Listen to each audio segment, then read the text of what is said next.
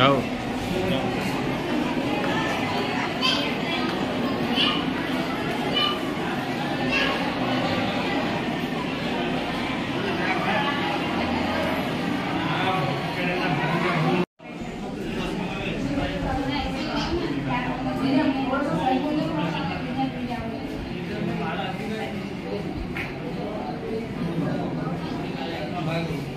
सध्या या वातावरणामुळे पावसाळ्यामुळे सामान्य रुग्णालय खामगाव येथे खरंच पेशंटची संख्येमध्ये वाढ झाली आहे.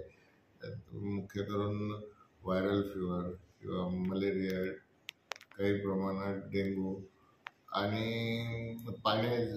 दूषित पाण्यामुळे होणारे आजार, डायरिया, डिसेंट्री असे रुग्ण जास्ती आढळून येतात.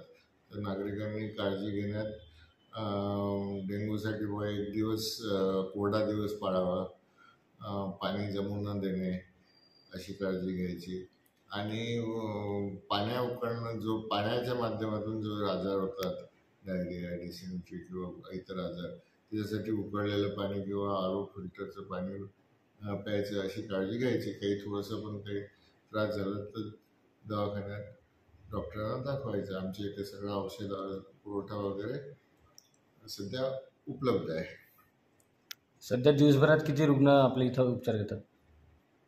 किती पेशंट आपल्या इथे येतात सामान्य रुग्णालयात? ओपीडी वगैरे धरून 1500चे जवळपास 1300 ते 1500 दिवसभरातून रुग्ण आपल्या इथे येतात.